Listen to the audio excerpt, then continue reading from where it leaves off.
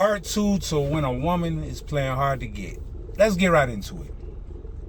So, a week ago, I was talking to this young lady, and pretty much it was a lot of misdirections, mixed signals, based off of, her past experiences, what I was presenting to her, and her pretty much going through the vetting phase of seeing if I was who I was, or am I just what she's been used to, right? So this is the flip side of the other video, because now I'm on the other side of actually kicking it with her, got an interest and stuff like that. So I'm gonna tell y'all pretty much a summary of what happened prior to where I got at and what happened in between the transition from one phase to the other, right?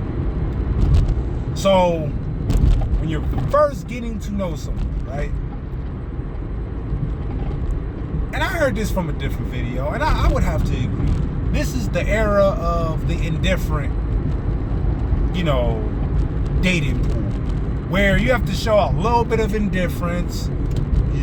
Nobody wants to be seen as somebody that just got too much time on their hands, and they just got all kinds of availability that, nobody wants to seem unimportant to the other person. So, yeah, nobody, you might text back 2-3 hours, or you might just leave it on red and text the next day. Like, it's crazy because, right,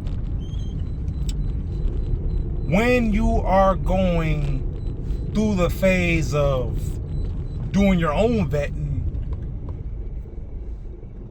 there's things that are being said, and there's things that aren't being said that's being said, right? And what I mean by that is, like, in communication, there's different forms of,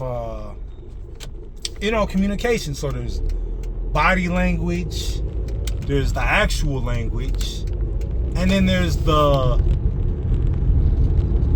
response or no response to what's being said. So a lot of things, there's a lot of moving parts when you're getting to know somebody, right?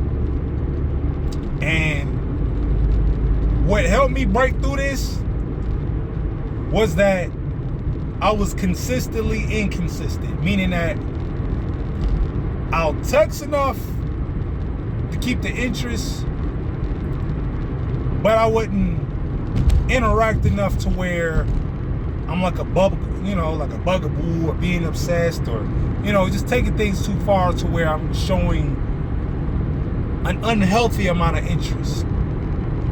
Though my interest was high, I couldn't wear that. I couldn't wear that on my sleeve. You feel me?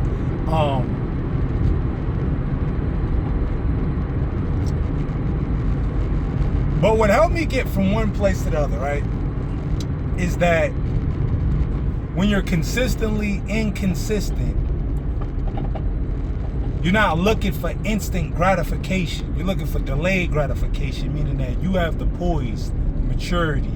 Like I said on the last video, she's trying to test your mettle, seeing what kind of mindset you have when she's showing interest and then she's starting to pull back. What is your psychology respond to that? You feel me? Because that all goes with character, maturity. A lot of this is being tested in one action.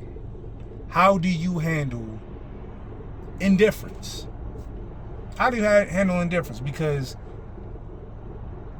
it's kind of like a damn if you do, damn if you don't situation. So, damned if you do, meaning that you address her about it, like, hey, what's the lack of communication, A, B, and C.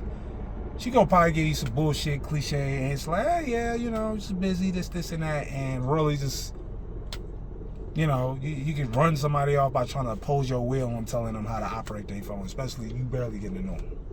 Or you play the petty game and take it too far. Like, this is a game to be played, but you got to play by the rules. You feel me? If you're going to play the game. with these females. And I know this shit sound really immature, but with pretty women, and I'm not gonna just generalize. Well, yeah, I'm gonna generalize. Forget all that. With pretty women, I'm talking about legit pretty women, there's a way that they vet to understand, like, okay, am I dealing with a confident individual that knows how to handle me? And the only way to be able to go through that is showing indifference.